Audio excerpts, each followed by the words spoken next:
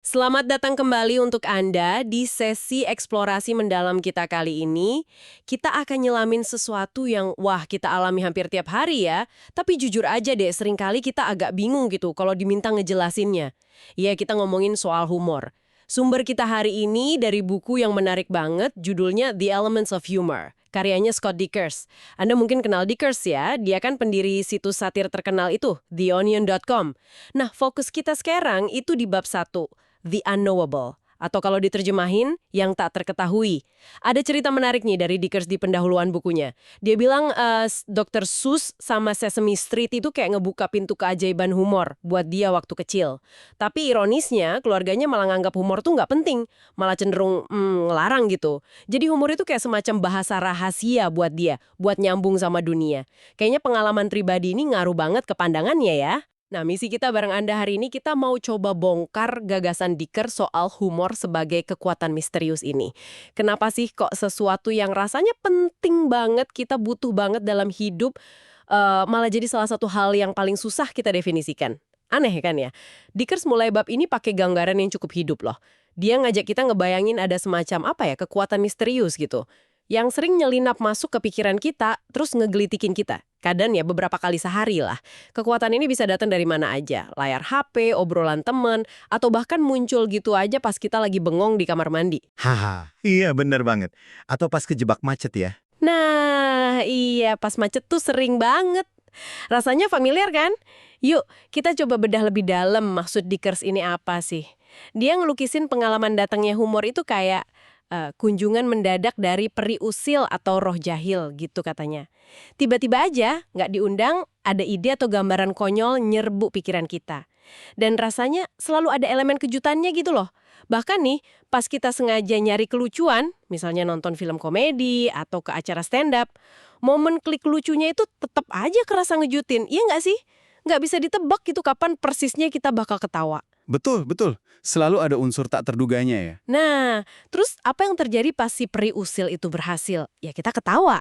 Dikkers pakai istilah yang lumayan provokatif nih, kejang penyembuhan. Atau dia juga bikin analogi kayak biji jagung kering yang tiba-tiba meletup jadi popcorn. Wah, visual banget ya gambarannya. Popcorn. Iya kan? Dan reaksi ini kita semua tahu lah, nular banget. Kalau Anda tiba-tiba ngakak sendiri, orang di sekitar pasti langsung nengok kepo kan, ada apa? Apaan yang lucu? Haha, iya. Dan seringnya ikut senyum duluan ya. Nah, ikut senyum atau ketawa kecil bahkan sebelum tahu persis sebabnya apa. Kayak ada energi sosialnya gitu. Tapi ada sisi lainnya nih. Secepat momen lucu itu datang dan bikin kita ketawa, secepat itu juga dia bisa hilang. Ya juga ya. Lenyap gitu aja. Lenyap aja, kadang nggak ninggalin jejak yang jelas. Kita mungkin ingat kita ketawa, tapi lupa persis apa yang bikin ketawa. Nah, inilah yang kemudian bawa Dikkers ke pertanyaan fundamental di bab ini. Apa sebenarnya humor itu? Dari mana dia datang? Gimana dia dibikin? Dan yang paling bikin penasaran, kenapa kita, manusia, reaksinya ketawa gitu terhadapnya? Pertanyaan-pertanyaan gede ini ya, yang jadi fondasi bab yang tak terketahui. Betul sekali. Dan Dikkers ini, dia nggak main-main loh waktu nekenin betapa pentingnya humor. Dia bahkan bilang kita butuh humor, itu sama fundamentalnya kayak kita butuh temen, butuh sinar matahari, udara seger, atau tidur enak. Wah, sefundamental itu ya? Iya, buat dia, humor itu bukan cuma hiburan, tapi kayak semacam mekanisme pertahanan psikologis kita. Senjata kita buat ngadapin kesulitan, tantangan hidup, bahkan kemalangan. Tanpa humor, hidup kerasa hambar. Dunia kayak kehilangan warna gitu. Klaim yang kuat banget ya, humor itu kebutuhan dasar. Banget.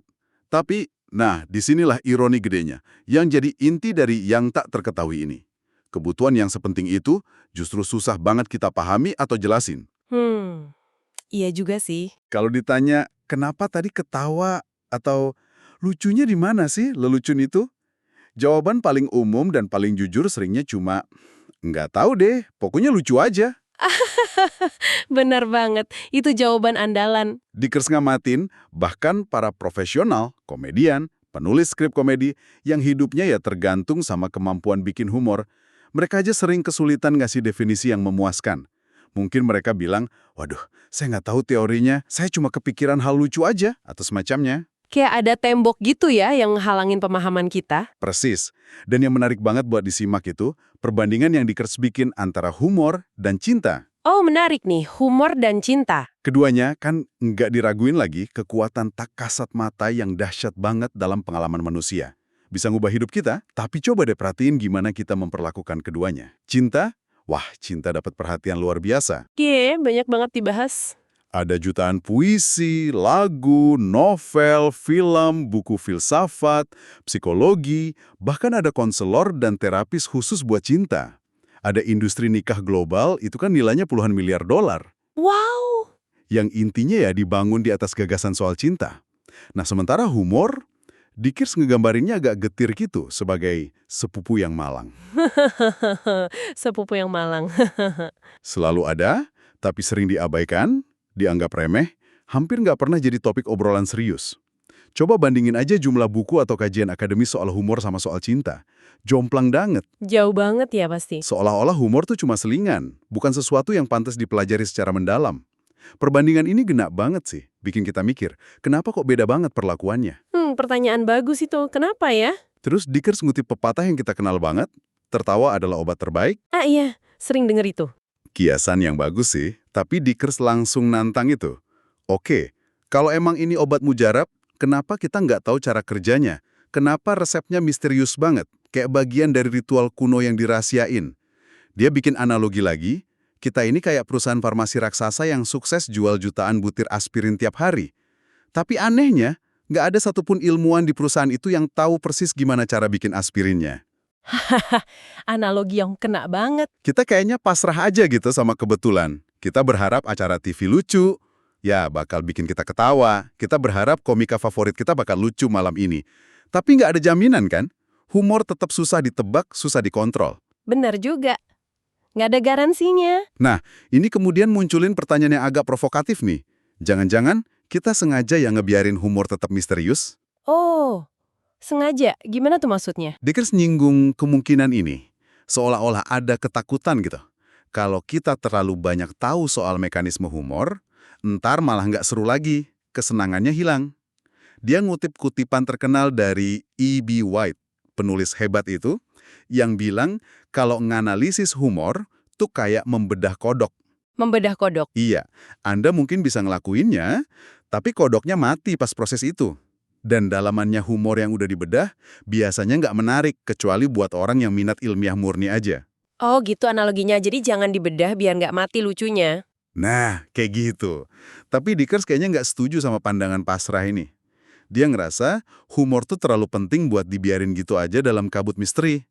Dia nolak anggapan kalau memahami humor itu bakal ngebunuh humornya sendiri. Oke, jadi kalau gitu, apa sebenarnya misi Dickers nulis buku The Elements of Humor ini? Paling nggak berdasarkan bab 1 ya. Kelihatan jelas sih, dia pengen nebus dosa kita ke humor gitu ya. Dia pengen ngangkat derajat humor dari sekedar selingan, jadi sesuatu yang pantas dapat perhatian serius. Iya, kayaknya gitu arahnya. Dia pengen nyediain semacam toolkit, kerangka kerja, kosakata bareng, bahkan mungkin instruksi langkah demi langkah buat bantu kita mahamin partikel-partikel misterius yang nyusun humor itu. Intinya sih, ngasih humor tempat terhormat yang semestinya dia dapat dalam studi tentang manusia dan komunikasi. Memberi penghargaan yang layak ya. Nah, dan ini poin penting buat Anda garis bawah ini. Buku ini nggak ditujuin eksklusif buat para komedian atau penulis profesional. Dickers secara eksplisit bilang ini buat orang awam. Oh, jadi bukan cuma buat yang ahli ya?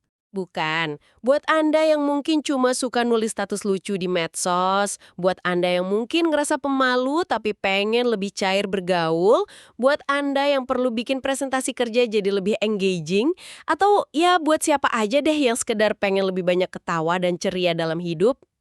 Jadi lebih luas ya sasarannya? Iya, ini kayak buku buat siapapun yang setuju kalau humor itu cukup penting buat dianggap serius, kayak ajakan terbuka gitu. Dickers bahkan bikin perbandingan yang ambisius banget loh, dan ini nunjukin tingkat keseriusannya.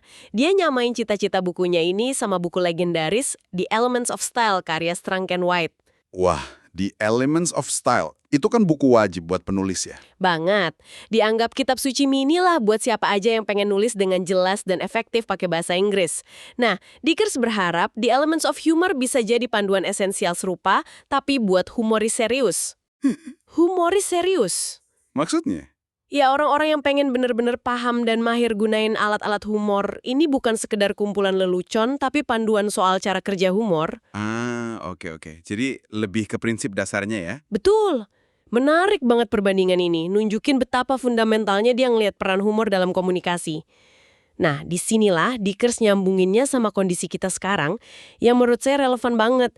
Kita hidup di era yang dia sebut ekonomi perhatian, maksudnya zaman di mana perhatian kita jadi barang langka yang direbutin sama banyak banget info, iklan, gangguan. Iya, bener banget. Susah fokus sekarang ini. Nah, menurut Dickers, di tengah kebisingan ini, komunikasi yang sekedar jelas dan ringkas kayak yang diajarin Strang and White, itu bagus, tapi seringnya nggak cukup lagi buat benar-benar nonjol dan diingat. Perlu sesuatu yang lebih gitu ya? Persis.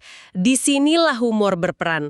Humor nambahin semacam kilau atau pemanis yang bisa narik perhatian lebih kuat. Bisa bangun koneksi emosional yang lebih erat sama audiens, mau itu satu orang atau ribuan. Dan bikin pesan kita lebih nempel di kepala orang. Bukankah ini sesuatu yang berguna banget buat Anda dalam berbagai aspek hidup, profesional maupun personal? Jelas berguna banget sih, kemampuan bikin pesan lebih nempel.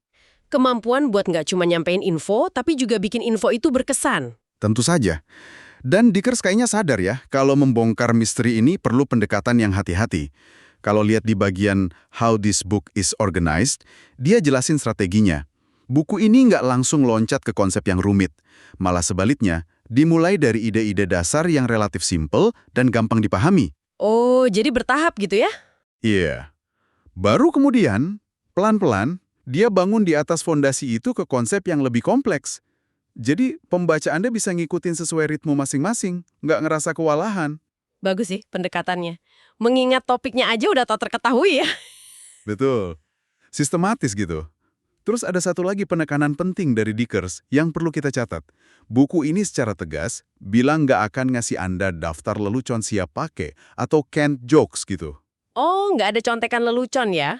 Kenapa tuh? Dia punya alasan kuat. Lelucon kayak gitu, menurutnya kerasa nggak alami, nggak otentik. Bukannya bikin deket, humor kalengan gitu malah bisa bikin jarak antara Anda sama orang yang diajak ngomong. Masuk akal juga sih. Kadang kerasa maksa gitu ya. Nah, humor terbaik, kata Dickers, itu humor yang orisinal, yang muncul spontan atau paling nggak kerasa spontan, yang akarnya dari kepribadian dan pengamatan Anda sendiri. Dan yang paling penting, humor kayak gitu fungsinya buat ngebangun jembatan antar manusia, ngereketin hubungan. Bukan malah ngerusak pakai kesan dibuat-buat atau nggak tulus. Betul. Jadi fokusnya bukan ngafalin lelucon, tapi mahamin prinsip di baliknya. Baiklah, oke.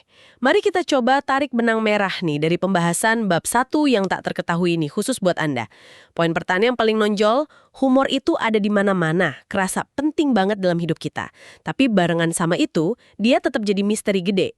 Kita ngalamin tapi susah jelasin. Iya, paradoksnya di situ ya. Kedua, ada tendensi kuat di budaya kita buat ngabaikan studi serius soal humor, apalagi kalau dibandingin sama saudaranya si konsep abstrak cinta, padahal sama-sama kekuatan dahsyat. Perlakuan yang beda banget. Ketiga, Scott Dickers lewat bukunya ini punya misi ambisius, nyoba mecahin kode misteri humor. Tujuannya bukan buat ngerusak keajaibannya pakai analisis dingin, tapi justru sebaliknya biar kita bisa lebih ngehargain, mahamin, dan mungkin, ini yang paling menarik, gunain humor dengan lebih sadar dan efektif dalam hidup kita. Jadi bukan cuma sekedar lucu-lucuan ya? Intinya, Dickers nantang kita. Kita pikir kita paham humor karena kita ngalamin tiap hari, tapi sebenarnya kita buta soal cara kerjanya. Dan ketidaktahuan itu mungkin ngerugiin cara kita komunikasi dan nyambung sama orang lain. Jadi kenapa pemahaman tentang yang tak terketahui ini relevan buat Anda? Ya, mikirin sifat misterius humor ini aja udah bisa jadi latihan mental yang seru sih. Tapi lebih dari itu, kesadaran ini bisa bantu Anda lebih ngapresiasi momen-momen kecil penuh tawa sehari-hari yang mungkin sebelumnya Anda anggap remeh. Jadi lebih mindful sama kelucuan ya? Bisa jadi, pemahaman ini juga bisa jadi kunci buat nyambung lebih otentik sama orang lain. Karena kayak kata Dickers, humor sejati itu bangun jembatan. Dan mungkin yang paling praktis nih, pemahaman prinsip dasar humor yang dijanjikan Dickers bakal diurai di bab-bab selanjutnya bisa jadi alat bantu Anda buat bikin komunikasi Anda, mau itu presentasi, tulisan, obrolan santai, jadi lebih impactful, lebih narik perhatian, dan lebih nyenengin. Baik buat Anda maupun buat lawan bicara Anda ya. Betul. Jadi, ini bukan sekedar soal gimana caranya jadi lucu, tapi lebih dalam lagi, ini soal mahamin salah satu aspek paling fundamental dan unik dari kemanusiaan kita. Kalau kita lihat gambaran besarnya, Iya, kalau lihat gambaran besarnya, mahamin humor itu bagian dari mahamin cara kita interaksi, ngatasin stres, bahkan bertahan hidup sebagai makhluk sosial yang kompleks ini. oke, sebagai penutup diskusi kita kali ini, mari kita bawa pulang satu pemikiran buat Anda renungin lebih lanjut. Ini terinspirasi dari gagasan Dickers soal humor yang tak terketahui dan penuh kejutan itu.